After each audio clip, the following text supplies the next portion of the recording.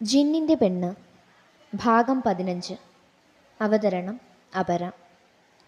മഴ നനഞ്ഞോടി ക്ലാസ്സിൽ വന്ന മെഹറൂനെ കണ്ടതും ഐഷു അവൾക്കടുത്തേക്ക് പോയി. അപ്പോഴേക്കും മെഹറു ഡെസ്കിലേക്ക് മുഖം ചേർത്ത് കരയാൻ തുടങ്ങി. ഐഷു എന്തെന്ന് ചോദിച്ചിട്ടും അവളൊന്നും പറഞ്ഞില്ല. അജുവും റോഹുവും വന്ന് വിളിച്ചിട്ടും മെഹറു മുഖം ഉയർത്തി നോക്കിയില്ല. അവളുടെ കയ്യിൽ പിടിച്ച് റോഹു ചോദിച്ചു, നീ ഇക്കായെ കണ്ടിരുന്നു അല്ലേ? അതിന് മറുപടി പോലെ അതേ എന്ന അർത്ഥത്തിൽ അവൾ തല ചലിപ്പിച്ചു. ഐഷു നോക്കി കാണുമായിരുന്നു അവരുടെ സൗഹൃദത്തിൻ്റെ ആഴത്തെ. അവളുടെ കരച്ചിലിൻ്റെ ആഴം നോക്കി ഒരു വാക്കുപോലും പറയാതെ കാരണം കണ്ടുപിടിച്ചിരിക്കുന്നു.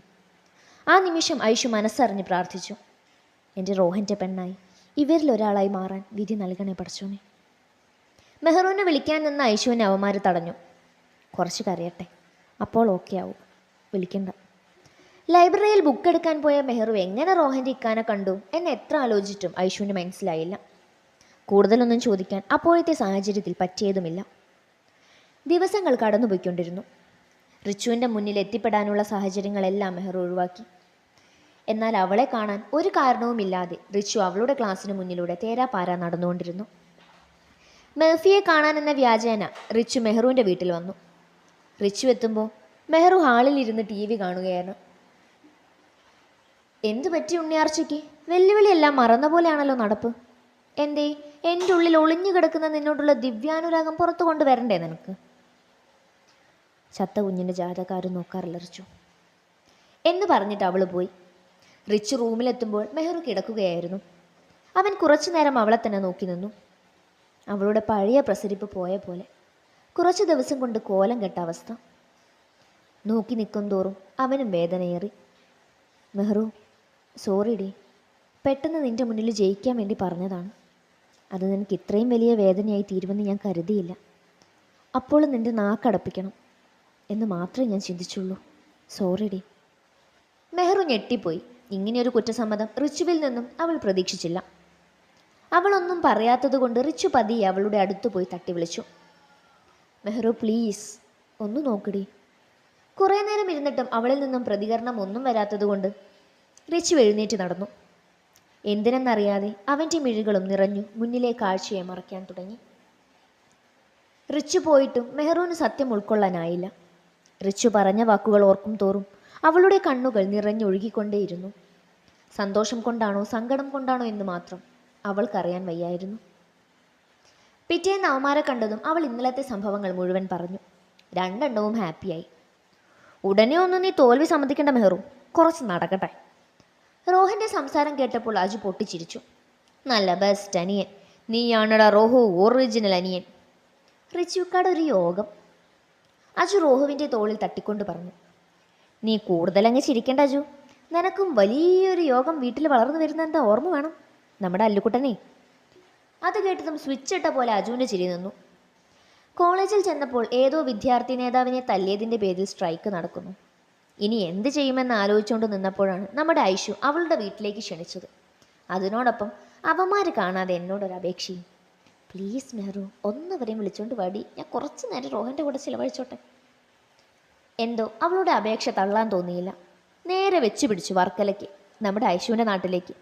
അവളുടെ വീട്ടിൽ ഉമ്മയും കുഞ്ഞനിയത്തിയും ഉപ്പയുമാണുള്ളത്. നല്ല സ്നേഹമുള്ളവർ. ആദ്യമായാണ് അവിടെ ചെല്ലുന്നതെങ്കിലും ഞങ്ങൾക്കൊരു അപരിചിതത്വവും ഫീൽ ചെയ്തില്ല. അത്രയ്ക്ക് ഫ്രണ്ട്ലി ആയിരുന്നു ഉമ്മയപ്പയും. ഞങ്ങൾ ഉച്ചയ്ക്ക് ഫുഡ് കഴിച്ചിട്ട് അവളുടെ നാട് കാണാൻ ഇറങ്ങി. അവളുടെ ഉപ്പ ഞങ്ങളെ കാറിലെ പാപനാശം ബീച്ചിൽ കൊണ്ടുപോയി. നല്ല സൂപ്പർ ബീച്ച്. ക്ലിഫിൽ നിന്നും കടൽ കാണാൻ തന്നെ എന്തൊരു ഭംഗി. ഞാൻ ആദ്യമായാണ് ക്ലിഫുള്ളൊരു ബീച്ചിൽ പോകുന്നത്. അതുകൊണ്ട് തന്നെ അവിടെ നിന്നും തിരിച്ചു പോകാൻ തോന്നുന്നില്ല. ബീച്ചിനടുത്ത് തന്നെയായിരുന്നു ശ്രീ ജനാർദ്ദന സ്വാമി ക്ഷേത്രവും ക്ഷേത്രത്തിനോട് ചേർന്ന അമ്പലക്കുളവും. ക്ഷേത്രവും പരിസരവും വല്ലാത്തൊരു ഫീലായിരുന്നു. ഞങ്ങൾ കാൽപ്പടവുകൾ ഇറങ്ങി കുളത്തിൽ കാലിട്ടിരുന്നു. ഐഷു നല്ല സന്തോഷത്തിലായിരുന്നു. തിരിച്ചിറങ്ങാൻ നേരം അവൾ എന്നെ കെട്ടിപ്പിടിച്ച് നന്ദി പറഞ്ഞു. കോളേജിൽ വെച്ച് ദിവസവും റിച്ചുവിനെ കാണുമെങ്കിലും പരസ്പരം നോട്ടം കൈമാറുമെന്നല്ലാതെ മിണ്ടാൻ അവസരങ്ങൾ ഉണ്ടായിട്ട് ഞങ്ങൾ ശ്രമിച്ചില്ല. ഒരു ദിവസം ഞാനും ഐഷുവും കൂടി ക്യാൻറ്റീനിൽ ഇരുന്ന് കോഫി കുടിക്കുമ്പോഴാണ് റിച്ചുവും ഫ്രണ്ട്സും അങ്ങോട്ട് വന്നത്. അവർ വന്ന് അപ്പുറത്തെ ടേബിളിലിരുന്നു. എത്ര നിയന്ത്രിക്കാൻ ശ്രമിച്ചിട്ടും എൻ്റെ കണ്ണുകൾ റിച്ചുവിനെ തേടി പോയിക്കൊണ്ടിരുന്നു. അവനും തിരിച്ചു നോക്കാൻ തുടങ്ങിയപ്പോൾ ഞാനൊന്നും അറിയാത്ത പോലെ കോഫി സിപ്പ് ചെയ്യാൻ തുടങ്ങി. അത് തണുത്തുപോയി കാണുമെന്ന ഐഷുവിൻ്റെ കടുപ്പത്തിലുള്ള ശബ്ദം കേട്ടാണ് ഞാൻ അവളെ നോക്കിയത്. നീ എന്താ പറഞ്ഞ ഐഷു? അല്ല, നിന്റെ വായ്നോട്ടം കഴിഞ്ഞ് വന്നപ്പോൾ കോഫി തണുത്തു പോയി എന്നാ ഞാൻ പറഞ്ഞേ. ഇതൊന്നും അത്ര ശരിയല്ല മെഹറു. ഞാൻ കുറച്ച് നാളുകൾ കൊണ്ട് നിന്നെ വാച്ച് ചെയ്യുന്നുണ്ട്. ആ ഇക്കാനെ കാണുമ്പോൾ നിനക്ക് കുറച്ച് ഇളക്കം കൂടുതലാണ്. അവനും മോശമല്ല. ആ ഇക്കാടെ കല്യാണം പുട്ടിപൂത ഷൈനാൻ്റെ കൂടെ ഉറപ്പിച്ച് വെച്ചേക്കുമല്ലേ. നിനക്ക് നമ്മുടെ റോഹൻ്റെ ഇക്കുണ്ടല്ലോ, നിൻ്റെ ജിന്ന്. നിനക്കത് മതി മെഹറു. ഞാനും നീ ഒരു വീട്ടിലും. ഇനി എങ്ങാനും നീ ആ ഇക്കാനെ നോക്കുന്ന കണ്ട നിൻ്റെ കണ്ണ് ഞാൻ കുത്തിപ്പൊട്ടിക്കും, നോക്കിക്കോ. അവളുടെ സംസാരം കേട്ട് എൻ്റെ കിളികളെല്ലാം പറന്നുപോയി. അവളോട് പറയാൻ എനിക്ക് മറുപടിയൊന്നും ഇല്ലായിരുന്നു. എന്നത്തെയും പോലെ അന്നത്തെ ദിവസവും കടന്നുപോയി. സെക്കൻഡ് സാറ്റർഡേ ആയതുകൊണ്ട് കോളേജ് ഇല്ലായിരുന്നു. അതുകൊണ്ട് തന്നെ സുബഹി നമസ്കാരത്തിന് ശേഷം ഞാൻ വീണ്ടും കിടന്നുറങ്ങി. ഉറക്കത്തിനിടയ്ക്ക് എനിക്ക് ഐഷുവിൻ്റെ കോൾ വന്നു. മെഹറു, എനിക്ക് ഇന്നും നാളെ റോഹനെ കാണാൻ പറ്റില്ല അല്ലേ? അവളുടെ സ്വരത്തിൽ സങ്കടം നിറഞ്ഞിരുന്നു. കോളേജ് അവധിയായതിന് ഞാൻ എന്ത് വേണം എൻ്റെ ഐഷു? ഡി മെഹറു, ഞാൻ നിൻ്റെ വീട്ടിലേക്ക് വന്നാലോ? നീ എനിക്ക് അവനെ കാണാൻ അവസരം ഒരുക്കി തരുമോ? നീ വാ. വരുമ്പോഴല്ലേ.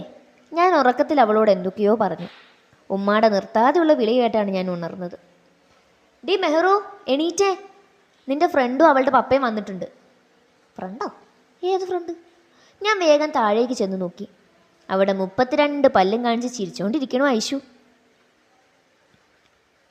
ചിരിച്ചുകൊണ്ടിരിക്കുന്ന ഐഷുവിനെ കണ്ടപ്പോൾ എനിക്ക് ചിരിക്കണോ കരയണോ എന്നറിയാത്ത അവസ്ഥയായി. മോൾ ഉറങ്ങുമായിരുന്നു അല്ലേ? രാവിലെ വന്നത് ബുദ്ധിമുട്ടായോ മോളെ? എന്ന ഐഷുവിൻ്റെ ഉപ്പാടെ സംസാരം കേട്ടതും ഞാൻ അങ്ങോട്ട് നോക്കി. എന്ത് ബുദ്ധിമുട്ടുപ്പാ? ഇന്ന് കോളേജ് ഇല്ലാത്തതുകൊണ്ട് ഞാൻ വെറുതെ കിടന്നതാണ്. പിന്നെ പ്രതീക്ഷിക്കാതെ അവളെ കണ്ടപ്പോൾ ഞെട്ടിപ്പോയി. ഒന്ന് വിളിച്ചു പോലും പറഞ്ഞില്ല. ഞാൻ പറഞ്ഞതാ മോളെ അവളോട് മോളെ ഒന്ന് വിളിക്കാൻ. അപ്പോൾ അവൾ പറഞ്ഞു നിനക്കൊരു സർപ്രൈസ് ആയിക്കോട്ടെ എന്ന്. വീട് കണ്ടുപിടിക്കാൻ ബുദ്ധിമുട്ടിയോ ഉപ്പ? കുറച്ച് ബുദ്ധിമുട്ടി. പിന്നെ 2-3 പേരോട് ചോദിച്ചിങ്ങ് വന്നു. പിന്നെ മെഹറുമോൾ അസൈൻമെൻ്റ് ഉള്ളത് പ്രിപ്പയർ ചെയ്ത് തുടങ്ങിയോ? അസൈൻമെൻറ്റോ? ഏത് അസൈൻമെൻറ്റ്? ഞാൻ ആലോചിച്ചു. എൻ്റെ അന്തം വിട്ട നിൽപ്പ് കണ്ടതും ഐഷു പറഞ്ഞു, ഞാൻ അതിനാണല്ലോ വന്നത്. ഇനി ഞങ്ങൾ ഒരുമിച്ച് ചെയ്തോളാം ഉപ്പ. ഓ, ആ അസൈൻമെൻറ്റ് ഞാൻ തുടങ്ങാൻ പോകുന്നതേ ഉള്ളൂ. ഇനി ഇവളും കൂടി ഉണ്ടല്ലോ, ഇപ്പോൾ കുറച്ചുകൂടി എളുപ്പമാവും. ഐഷുവിൻ്റെ ഉപ്പ എൻ്റെ ഉപ്പാനോട് പറഞ്ഞു. ഞാൻ ആകെ പെട്ട അവസ്ഥയിലായിരുന്നു. എൻ്റെ ഇളയ അനിയൻ കോഴിക്കോടാണ് താമസിക്കുന്നത്. ഒരു അത്യാവശ്യ കാര്യമായി ഞങ്ങൾക്ക് കുടുംബത്തോട് അങ്ങോട്ട് പോകണം. അപ്പോഴാണ് ഇവൾ അസൈൻമെൻറ്റിൻ്റെ കാര്യം പറയുന്നത്. തിങ്കൾ തന്നെ സബ്മിറ്റ് ചെയ്യണമെന്ന്. എന്ത് ചെയ്യുമെന്നോർത്ത് നിന്നപ്പോഴാണ് ഇവൾ ഇവിടെ നിന്നോളാം എന്ന കാര്യം പറഞ്ഞത്. അതിനെന്താ, നിങ്ങൾ സമാധാനമായി പോയി വരൂ. ഇവിടെ ഐഷുവിനൊരു കുറവും വരില്ല. എൻ്റെ മെഹ്റൂനെ പോലെ നോക്കിക്കോളാം. ഉപ്പാൻ്റെ പറച്ചിൽ കേട്ടതും ഐഷുവിൻ്റെ ഉപ്പാടെ മുഖം തെളിഞ്ഞു. ഇപ്പോഴാണ് സമാധാനമായത്. എന്നാൽ ഞാൻ ഇറങ്ങട്ടെ, പോയിട്ട് അത്യാവശ്യമുണ്ട്. ഐഷുവിൻ്റെ ഉപ്പ ചായ കുടിച്ചിട്ട് പോകാൻ ഇറങ്ങി. ഞങ്ങൾ അവളുടെ ലഗേജും എടുത്ത് എൻ്റെ റൂമിലേക്ക് നടന്നു. റൂമിലെത്തിയത് ഞാൻ ഐഷുവിനോട് പറഞ്ഞു, ഡാ, എന്താവശ്യമുണ്ടെങ്കിലും പറഞ്ഞാൽ മതി, ഞാൻ റൂമിലെത്തിക്കാം. സമയം കളയാതെ നീ വേഗം അസൈൻമെൻറ്റ് തുടങ്ങിക്കോ. നിനക്ക് തിങ്കളാഴ്ച സബ്മിറ്റ് ചെയ്യണ്ടേ? മോളെ മെഹ്റു, നീ രാവിലെ തന്നെ എന്നെ വാരാൻ ഇറങ്ങിയതാണോ? നിനക്കൊന്നും ഒരു വൺ സൈഡ് ലവറിൻ്റെ അവസ്ഥ അറിയില്ല. ശരിയാ, എനിക്കതൊന്നും അറിയില്ല.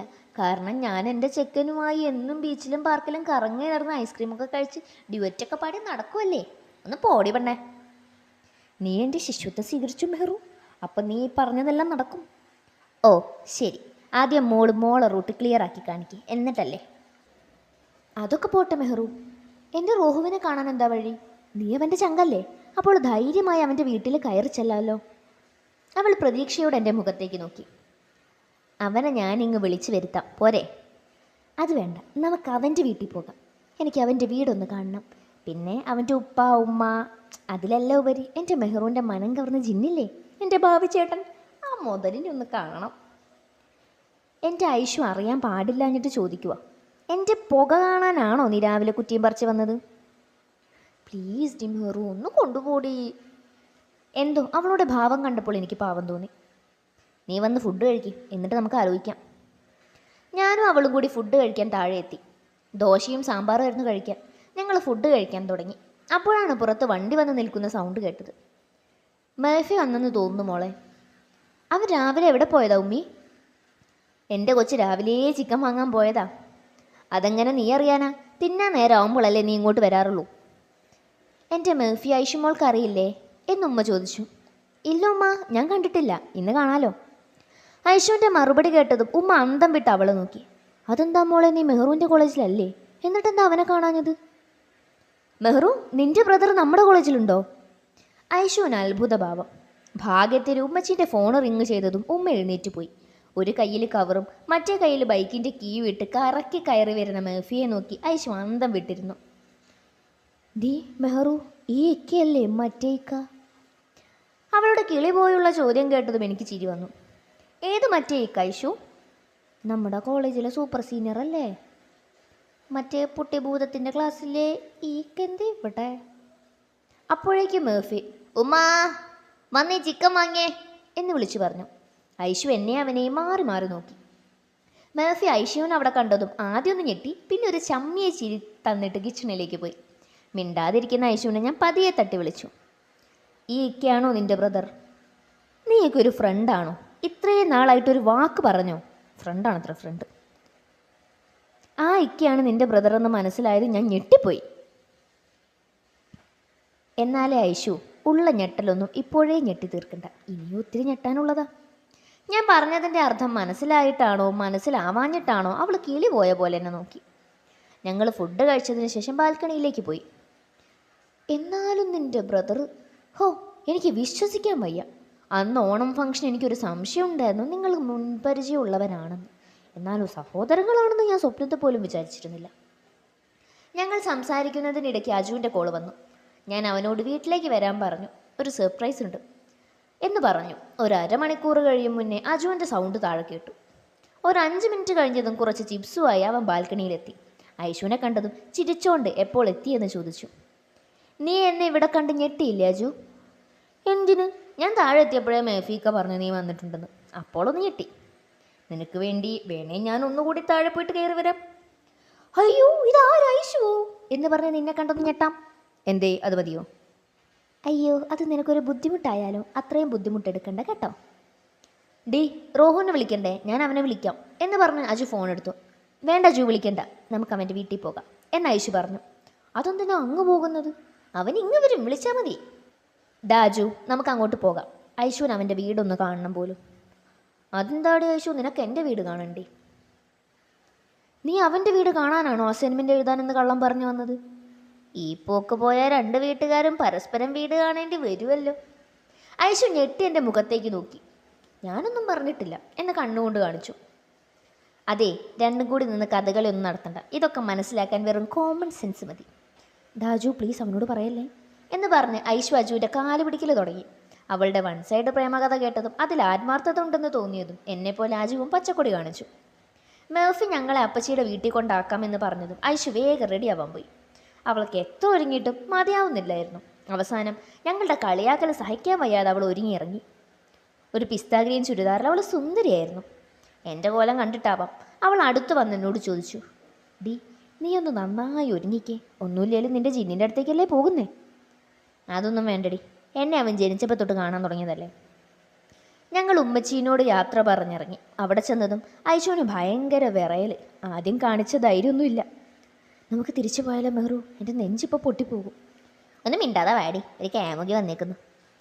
ഞങ്ങൾ അവളെയും കൊണ്ട് സ്റ്റെപ്പ് കയറി. മെയിൻ ഡോർ തുറന്നു കിടക്കുന്നു.